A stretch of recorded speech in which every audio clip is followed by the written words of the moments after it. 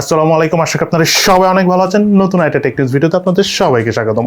আমাদের আজকের ভিডিওতে আনঅফিশিয়াল মোবাইল ফোন বন্ধ হওয়ার ব্যাপারে বেশ কিছু নতুন নিউজ রয়েছে, বাট সেইটার ব্যাপারে কথা বলার আগে যে টেক নিউজগুলো রয়েছে সেটা আগে জেনে নিই। তার মধ্যে নাম্বার ওয়ান টেক নিউজটা হলো অ্যাপল রিসেন্টলি বলতেছে যারা আইফোন ইউজ করেন তারা যেসব বাইক অনেক স্পিডে চলে সেসব বাইক রাইডাররা আইফোন যাতে না ইউজ করে, বিকজ যদি আপনার অনেক স্পিডে বাইক চালান আইফোন সাথে নিয়ে, সেই ক্ষেত্রে আইফোনের ক্যামেরাতে কিছু সেন্সর থাকে, প্লাস মোবাইলের ভিতরে কিছু সেন্সর রয়েছে, অত্যাধুনিক জাইরোস্কোপ সেন্সর বলা হয়, প্লাস কিছু ম্যাগনেটিক অর্থাৎ চুম্বক জাতীয় সেন্সর রয়েছে। যে সেন্সরগুলো যদি অনেক স্পিডে যেসব বাইক চলে সেসব বাইকের মধ্যে যদি ফোনটা রাখা হয় তাহলে প্রবলেম হবে, স্পেশালি ক্যামেরার পারফরমেন্স অনেক খারাপ হয়ে যাবে। দ্যাটস ওয়াই আমি মনে করি যারা আপনারা আইফোন 6s প্লাস বা 6 প্লাস ইভেন আইফোন 7 সিরিজের ফোন রয়েছেন সেই ফোনগুলোতে মেইনলি প্রবলেমটা হবে। সো এই ফোনগুলো যারা ইউজ করতেছেন তারা ট্রাই করবেন আইফোন নিয়ে বাইকে না ইউজ করার জন্য। যদিও অ্যাপেল বলতেছে হাই স্পিড বাইক, বাট তারা বুঝাতে চাচ্ছে যে যেসব বাইকে অনেক ঝাঁকি থাকে।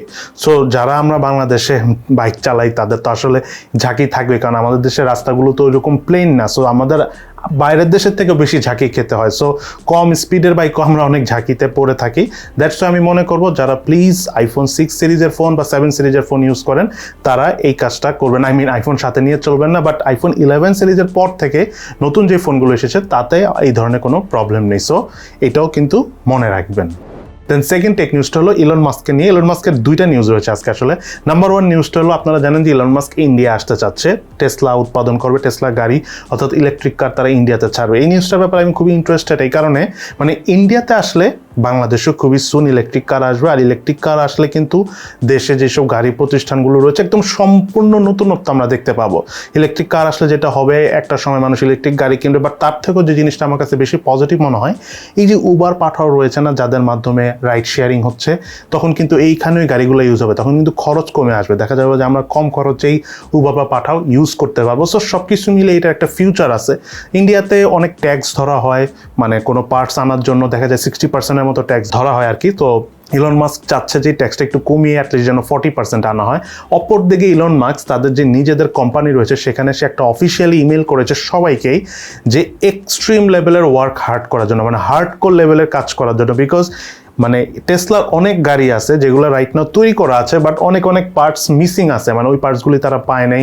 যেসব সাপ্লায়ার ছিল তাদের করোনার কারণে তাদের প্রোডাকশন বন্ধ ছিল, সেই সব ফ্যাক্টরি বন্ধ ছিল, সেখান থেকে সেই ছোট সেই পার্টসগুলো না পাওয়ার কারণে কমপ্লিট করতে পারেনি। বাট এখন যে ব্যাপারটা হলো সবই মোটামুটি খুলে গিয়েছে, সব ফ্যাক্টরি খুলে গিয়েছে, সবার থেকে সেই ছোট যে মিসিং পার্টসগুলো ছিল সেটাও পাচ্ছে। অ্যাট এ টাইম সেই গাড়িগুলোও তৈরি করবে, দেন নতুন যেসব গাড়ি প্রোডাকশন আছে সেগুলোর জন্য তৈরি করে। সো ইলন মাস্ক সবাইকেই বলছে যে আমরা খুব খারাপ সময়ের মধ্যে গিয়েছে আমাদের গত 1.5-2 বছর, বাট এখন আমাদের অনেক এক্সট্রিম লেভেলের হার্ডকোর টাইপের কাজ করে সেই যে খারাপ টাইমটা গিয়েছে সেটা যেন ওভারকাম করতে হয়। সো বুঝতেই পারতেছেন যে তারা কতটা হার্ডওয়ার্ক করবে। In the meantime Indian মার্কেটে আসছে, কিছুদিন পর হয়তো আমরা বাংলাদেশ মার্কেটেও দেখতে যাচ্ছি ইলন মাস্কের ইলেকট্রিক কার। এইটা খুবই ইম্পর্টেন্ট হতে পারে, রাইট নাও আমরা বুঝতেছি না, বাট আপনারা ফিউচারে বুঝতে পারবেন কেন আমি আসলে ইলেকট্রিক কার নিয়ে আমি আজকে কথাগুলো বললাম। দেন এরপরে নিউজটা হলো অ্যান্ড্রয়েডের 12 ভার্সন খুবই সুন আসতে যাচ্ছে। অলরেডি অনেকগুলো বেটা ভার্সন এসেছে, বেটা ভার্সন মোটামুটি চেক করা কমপ্লিট হয়ে গেছে, এখন মোটামুটি একটা স্টেবল ভার্সন হয়ে গিয়েছে অ্যান্ড্রয়েড 12 ভার্সনের। সো এই অ্যান্ড্রয়েড 12 ভার্সনটা সম্ভবত কয়েক সপ্তাহের মধ্যে লঞ্চ হবে, তবে আমি ধরে নিয়েছি আগামী মাসের 10-15 তারিখের মধ্যে আমরা অ্যান্ড্রয়েড 12 দেখতে যাচ্ছি। এদিকে ফেসবুকের তরফ থেকেও দুইটা নিউজ রয়েছে। তার মধ্যে নাম্বার ওয়ান নিউজটা হলো, আমি গতকালকে একটা নিউজে বলেছিলাম ফেসবুক কিন্তু স্মার্ট গ্লাস নিয়ে এসেছে, যার মাধ্যমে আপনি কিন্তু ভিডিও শুট করতে পারবেন। স্মার্ট গ্লাসের সামনে দুটো 5 মেগাপিক্সেল করে ক্যামেরা রয়েছে। সো এখন ব্যাপারটা হলো ইতালি যে ডাটা অথরিটি রয়েছে তারা ফেসবুককে বলছে প্রাইভেসি সার্টিফিকেশন দিতে, অর্থাৎ এই ক্যামেরা দিয়ে কোনো ধরনের প্রাইভেসি লঙ্ঘন হবে, এই ধরনের কোনো যে কার্যকলাপ ঘটবে না তার গ্যারান্টি চাচ্ছে ফেসবুকের থেকে ইটালিয়ান এই ডাটা অথরিটি কোম্পানি, যেটা কিন্তু খুবই ডিফিকাল্ট, কারণ এটা খুবই স্বাভাবিক ক্যামেরার মাধ্যমে আপনি যে কারো ভিডিও করতে পারেন, যদিও ভিডিও করার সময় লাইট উঠবে, বাট তারপরে কিছুটা রিস্ক থেকেই যায়, কারণ আপনি যদি দূরের কোনো ভিডিও করেন। সো এগুলো নিয়ে অনেক কনফিউশন রয়েছে। দ্যাটস ওয়াই ইটালি এখনও রাজি নয় স্মার্ট ওয়াচ ইটালিতে বিক্রি করার জন্য, অর্থাৎ স্মার্ট ওয়াচ না, ফেসবুকের এই স্মার্ট গ্লাস ইটালিতে এখনও বিক্রির জন্য রাজি না ইটালি। সো ইটালি চাচ্ছে প্রাইভেসি প্রোটেকশন ফেসবুকের থেকে। এখন দেখা যাক ফেসবুক এখানে কি করে দেন। সেকেন্ড যে নিউজটা রয়েছে ফেসবুকের, সেটাও ফেসবুকের জন্য একটা খারাপ নিউজ। সেটা হলো কয়েক বছর আগে ফেসবুকের মার্ক জাকারবার্গ, যিনি আর কি ফেসবুক তৈরি করেছেন আর কি, তিনি নিজেই অনেক ঘটা করে বলেছিলেন ফেসবুকের যে ডেটা সিকিউরিটি বা দেখা যাচ্ছে যে অনেক ধরনের অনেক জিনিস হয় না যে ব্রিচ হচ্ছে, সিকিউরিটি লিক হচ্ছে, এই জিনিসগুলো তারা দেখবে। সো তখন কিন্তু ফেসবুককে সন্দেহ করা হয়েছিল যে এখানে অনেক ধরনের অনেক ঘটনা ঘটতেছে যেখানে ডাটা সিকিউরিটি ডাটা লিকস হচ্ছে। তো তখন ফেসবুক থেকে বলা হয়েছিল যে তোমরা আমাদেরকে কিছু প্রোফাইল দাও যে প্রোফাইলগুলো নিয়ে স্টাডি করবে। তো যারা এটা নিয়ে রিসার্চ করবে তাদেরকে ফেসবুক অনেক প্রোফাইলই দিয়েছে, মানে ইনফরমেশন দিয়েছে ফেসবুকের তরফ থেকে। বাট ফেসবুক শুধু তাদের ইনফরমেশনগুলোই দিয়েছে যাদের ইনফরমেশন দিলে ফেসবুকের কোনো প্রবলেম না হয়। সো প্রায় 2 বছর গবেষণা করার পর এখন এসে ওই মানুষগুলো বুঝতে পারতেছে, অর্থাৎ ওই রিসার্চাররা ধরতে পারলো যে ফেসবুক আসলে পুরাটাই ভুল ইনফরমেশন দিছে। সো এই 2টা বছর তাদের টাইম ওয়েস্ট হয়েছে এবং অনেক টাকা নষ্ট হয়েছে। এখন তারা বলতেছে যে ফেসবুক এটা ইচ্ছা করেই করছে যাতে আমরা ভুল রিসার্চ করি এবং সময় নষ্ট হয়, এবং আলটিমেটলি কিন্তু সেটাই হয়েছে। সো এটা নিয়েও বোঝা যাচ্ছে যে আগামীতে ফেসবুক একটা বেশ বড় ধরনের ঝামেলায় পড়বে।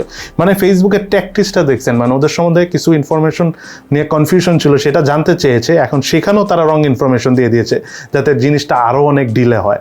আর অলরেডি কিন্তু মার্ক জুকারবার্গ আপনার নিজেরাই দেখছেন যে কোর্টে অনেক দৌড়াদৌড়ি করছে।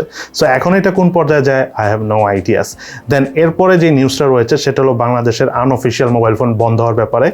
আজকে বিটিআরসির তরফ থেকে বলা হচ্ছে যে জুলাই মাসের 1 তারিখ থেকে কিন্তু আনঅফিসিয়াল ফোন বন্ধ হয়ে গিয়েছে। বাট এরপরে যারা আমরা আনঅফিসিয়াল ফোন কিনবো তাদের নিবন্ধন হবে কি হবে না, মানে সেটা আগামীতে জানানো হবে। বাট সেটা হলো জুলাইয়ের 1 তারিখ থেকে অক্টোবরের 1 তারিখের মধ্যে আমরা যে ফোনগুলো কিনবো আনঅফিসিয়াল শুধু সেই ফোনগুলোর জন্য। বাট অক্টোবরের 1 তারিখ থেকে কোনোভাবেই কোনো আনঅফিসিয়াল ফোন আর অফিসিয়াল হবে না, ঠিক আছে? এটা মনে রাখবেন। এবং এই জুলাইয়ের 1 তারিখ থেকে অক্টোবর 1 তারিখ পর্যন্ত যতগুলো আনঅফিসিয়াল ফোন রয়েছে সেগুলো কিভাবে অফিসিয়াল হবে সেই ব্যাপারে এখন পর্যন্ত কোনো নিয়ম কানুন জানানো হয়নি, বাট তাদেরকে জানানো হবে, পরবর্তীতে আপনারা চাইলে অফিসিয়াল করতে পারবেন। সো অক্টোবরের 1 তারিখ থেকে আনঅফিসিয়াল ফোন আপাতত কিনা যাবে না, এটা আমি বলে দিচ্ছি আপনাদেরকে একদম ক্লিয়ারলি। বাকি এটা হয়তো আমরা সময় আসলেই জানতে পারবো, বাট এটা খুবই খুবই ইম্পর্টেন্ট, আপনাদেরকে আবারও বলে দিচ্ছি অক্টোবরের 1 তারিখ থেকে আনঅফিসিয়াল ফোন আর কোনোভাবেই নিবন্ধন করা যাবে না। এবং বিটিআরসি বলে দিচ্ছে যে তারা স্ট্রিক্টলি এটা মেনটেন করবে। আগেরবার তারা বলেছিল যে এমনভাবে কাজ করবে যাতে মানুষের কোনো প্রবলেম না হয়, বাট এখন তারা ক্লিয়ারলি বলে দিচ্ছে যে অক্টোবরের 1 তারিখ থেকে তারা কঠোর অবস্থানে যাবে। দ্যাট মিনস আনঅফিসিয়াল ফোন যদি বিক্রি হয়, কেউ যদি কিনে সে কিন্তু সেটা আর অফিসিয়াল করতে পারবে না। আর রাইট নাও তারা একটা স্ট্যাটিস্টিক্স দিয়েছে যেখানে বলতেছে যে প্রতিদিন 10,000 ফোনের মতো কেনা বেচা হয়, বিক্রি হয়, তার মধ্যে দেখা যায় যে 10% অর্থাৎ 1,000 ফোন থাকে আনঅফিসিয়াল। এবং সেই 1,000 ফোনকে সিম লাগানোর 1-2 দিনের মধ্যেই কিন্তু মেসেজ দিয়ে দেওয়া হয় যে আপনার ফোনটা আনঅফিসিয়াল, আপনি এটাকে নিবন্ধন করুন। তো এখানে আমার একটা কোশ্চেন হলো যে বাংলাদেশে যে নিবন্ধন প্রক্রিয়াটা রয়েছে, যে নির্দিষ্ট একটা সাইট রয়েছে যেখানে যে আমরা নিবন্ধন করি, সেই সাইটটা কিন্তু খুব একটা গুছানো না। সেই সাইটটা আমার ধারণা অনেক সময় দেখা যায় অনেক মানুষ ইনফরমেশন দেয়, বাট ইনফরমেশনগুলি তারা নিচ্ছে না, বা ইনফরমেশনগুলো নিয়েও বলে যায় এই মুহূর্তে কাজ সম্পাদন করা যাচ্ছে না। সো এই প্রবলেমগুলোও কিন্তু হচ্ছে। তো আমি মনে করি বিটিআরসির এই সাইটটা একটু দেখা উচিত, বিকজ অনেক মানুষই আছে যারা নিবন্ধন করতে চাচ্ছে কিন্তু কোনোভাবে করতে পারছে না, বিকজ সার্ভারে অনেক রকমের ইস্যু রয়েছে। সো শুধু আনঅফিসিয়াল ফোন যারা কিনেছে তাদের দিকে হার্ডকোর দৃষ্টিতে না তাকিয়ে তাদের যে সার্ভারটা রয়েছে সেটা যেন খুব দ্রুত উন্নতি হয়, সেই দিকেও কিন্তু হার্ডকোর দৃষ্টিতে আমি মনে করি বিটিআরসি সহ বাংলাদেশের গভর্নমেন্টের তাকানো উচিত। আপনারা কি মনে করেন সেটাও কিন্তু অবশ্যই ভিডিও নিচে কমেন্টস করে জানাবেন। সো সবাই ভালো থাকবেন, সুস্থ থাকবেন, এবং কেমন লাগলো আমাদের আজকে টেক নিউজ ভিডিও সেটা অবশ্যই ভিডিও নিচে কমেন্টস করে জানাবেন। ইনশাল্লাহ দেখা হবে ফিউচারে।